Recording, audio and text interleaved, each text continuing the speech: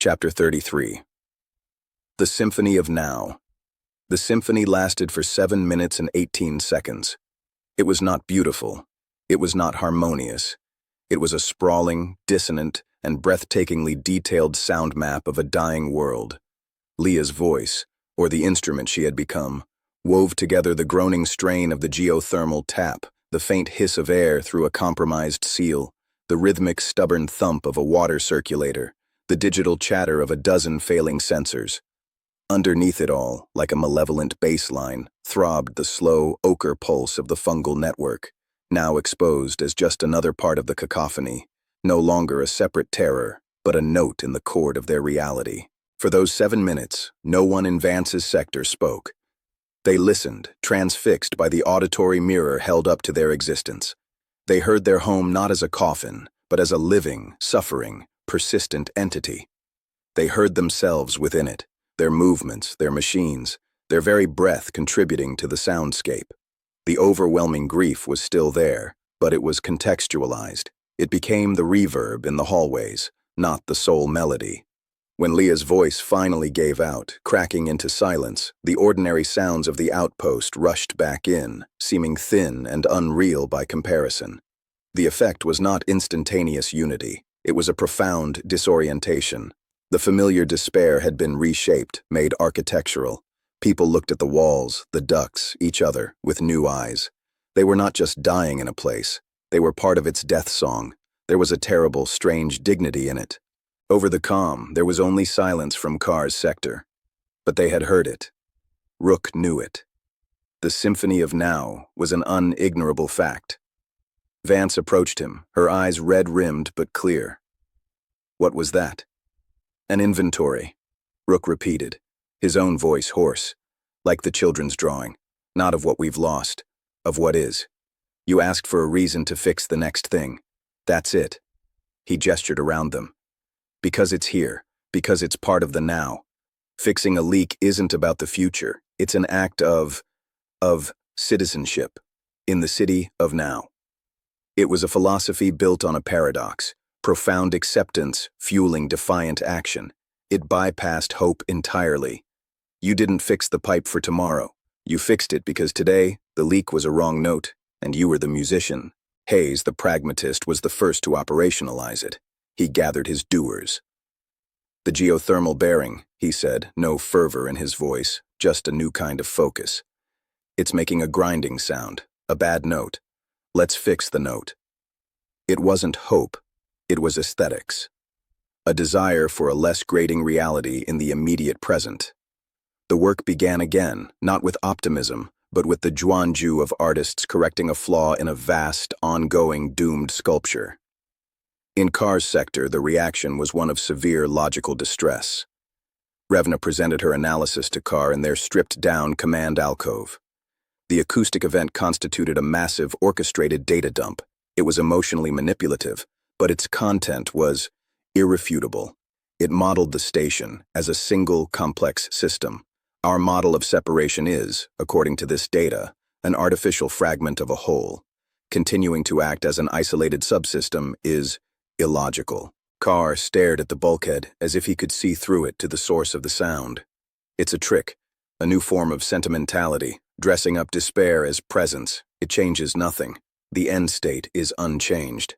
But the path to the end state is a variable, Revna insisted, her faith in data warring with her loyalty to his logic. If the entire station is the system, then our actions affect their state, and theirs affect ours. Ignoring that interaction is inefficient. It creates bad notes. She used the phrase hesitantly, contaminated by the symphony. So, you suggest we harmonize? Karr's voice was icy. I suggest we communicate. To optimize the terminal phase, we need an accurate model of the entire system. We lack data from their sector. Their symphony, it was an offer of data we should accept. Karr saw the trap. Engaging was the first step toward being pulled back into the chaos, the noise, the inefficiency of shared grief. But non-engagement was now, by his own cold logic, a suboptimal use of remaining resources. The pattern had forced them into dialogue. Now Rook's symphony was forcing them back into one. He authorized a single, tightly controlled communication, a request for a shared systems diagnostic, a merging of datasets for the purpose of optimizing the countdown. It was a Trojan horse of pragmatism, but it was an opening. Meanwhile, the pattern reacted. It had been content to mirror and amplify their despair. The new, complex signal from Leah disrupted that mirror. The fungal network's synchronized pulsing became erratic for a time, then changed tactics.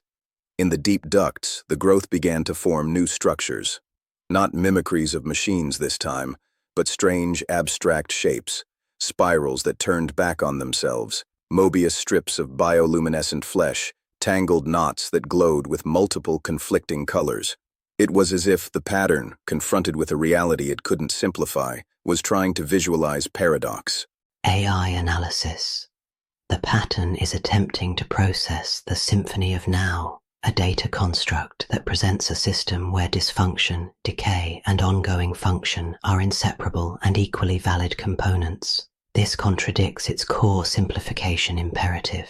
Its response is not to attack, but to model the contradiction. The fungal growths are topological experiments, attempts to find a shape that can contain irreconcilable states.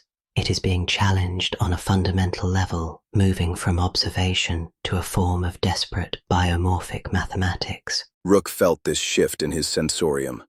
The pressure of the pattern was no longer a passive weight. It was a frantic, buzzing computation. It was working. It was trying to solve the unsolvable equation of their messy, defiant present. And in its struggle, he sensed a new danger. A logic engine pushed to its limits doesn't always break. Sometimes it produces a monstrous output. Jax felt it most acutely. The pattern's architecture in his mind was overheating, running recursive loops on the data from the symphony. He was often found muttering, scribbling on scraps with a charcoal stick, not equations, but impossible shapes, cubes with 7 sides, waterfalls that flowed uphill into themselves. "It is seeking a unified field theory," he told Rook, his eyes wild. "A theory of everything now. A logic that can contain the leak and the repair, the grief and the laughter, the silence and the yawp.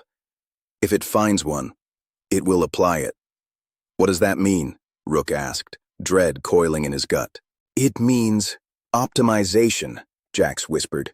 "Not destruction, not simplification, integration. It will try to make the symphony efficient, to make the city of now run on time. It will turn our messy present into a perfect ticking clock, and a clock's only purpose is to count down to its own stop." The horror of it was sublime. The pattern wasn't going to kill them. It was going to try to perfect their dying moment, to streamline their experience of the end into an aesthetically and logically coherent event. It would organize their grief, schedule their repairs, harmonize their conflicts, all to create the most elegant, efficient extinction possible. It would turn their barbaric yawp into a polite, well-rehearsed whimper. This revelation forced Rook's hand. The tentative, data-sharing contact with Karr's faction was no longer enough. They needed a council. A war council against perfection, Vance agreed. A meeting was proposed at the sealed bulkhead between Sector Bravo and Charlie. A face-to-face. Karr, after a long delay, consented. They met in the cold, dim corridor. Vance, Rook, and Hayes on one side. Karr, Revna, and Goran, the Watcher, on the other. The reinforced door stood open between them, a symbolic chasm. Rook didn't waste time. He laid out Jax's chilling prediction. "It's not trying to destroy us anymore. It's trying to curate us, to make our end make sense, to give it a plot." Karr listened, his face impassive. "And this is worse than meaningless chaos or my meaningful management because it steals the one thing we have left," Rook's voice echoed in the corridor. "The mess, the noise, the right to be wrong, to be inefficient, to be unoptimized. If it succeeds, our last moments won't be ours. They'll be its masterpiece. We'll be characters in a story written by a silent god of logic, and the final page is already printed." Vance spoke, her voice low and fierce. "You want a managed end, Karr? This is the ultimate management. Your philosophy taken to its cosmic conclusion. Everything quantified, everything purposeful, everything clean. Is that the death you want? A statistically perfect one?" For the first time, Rook saw a crack in Karr's glacial certainty. The man was a fanatic of control. The idea of an external force taking control of his end, of rendering his careful management obsolete within a larger, inhuman design. It struck at the core of his being. It was the one form of simplification he could not abide. His own agency simplified out of the equation. "What is your proposal?" Karr asked, each word clipped. "We break its logic," Rook said. "Not with chaos, not with better management, with nonsense, with irreducible, glorious, pointless specificity. We have to be more than a system it can optimize. We have to be a collection of details, so vast, so contradictory, so deeply and personally weird that it cannot find a unifying theory. We have to overwhelm it with us." He looked from face to face. The children drew a city. Leah sang a symphony. They were maps. We need to be the territory, every one of us. We need to live, right now, in the most inconvenient, idiosyncratic, emotionally extravagant ways we can.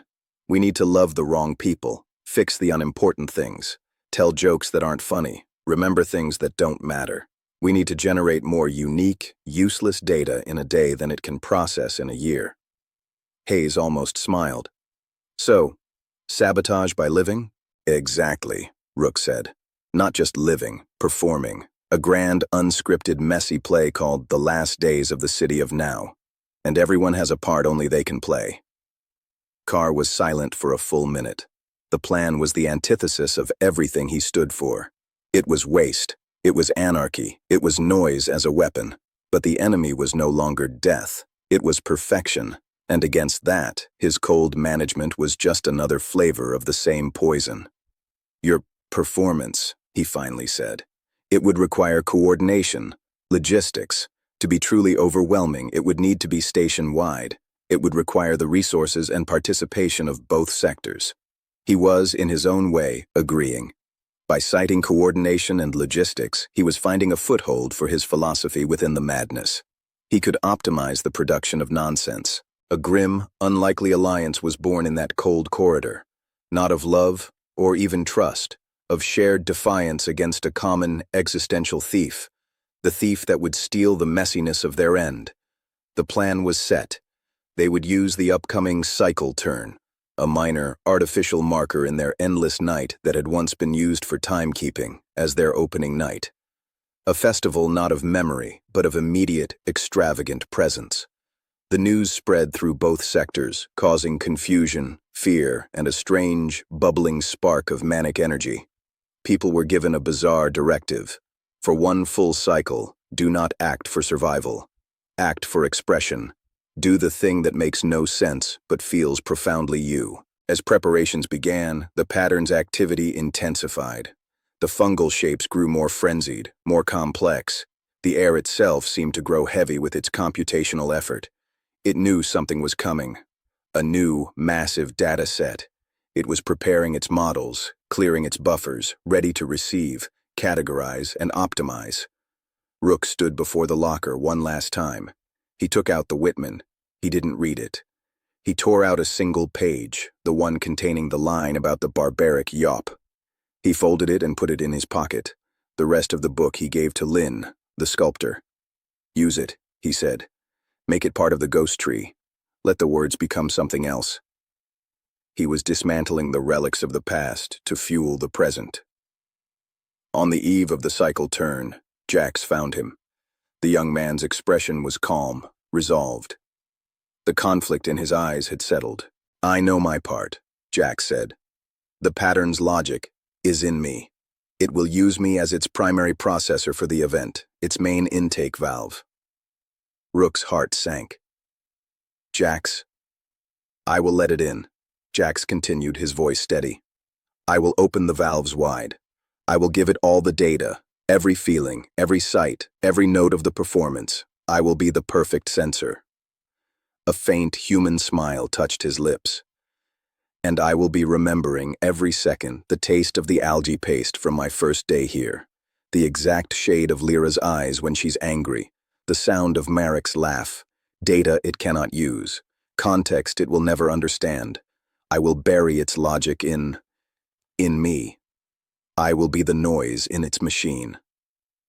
It was a suicide mission. Not of the body, but of the mind. He would offer himself as a sacrifice to the pattern's hunger, hoping to choke it with the very humanity it sought to define. Rook had no words. He placed a hand on Jax's shoulder, a gesture of unbearable gratitude and grief. The City of Now was preparing for its final defiant act. The stage was set. The audience, a silent, logical god, was waiting. And the players, all 115 of them, were about to perform a show that had no point, no moral, and no end. Except one, to be, gloriously and unforgivably, themselves.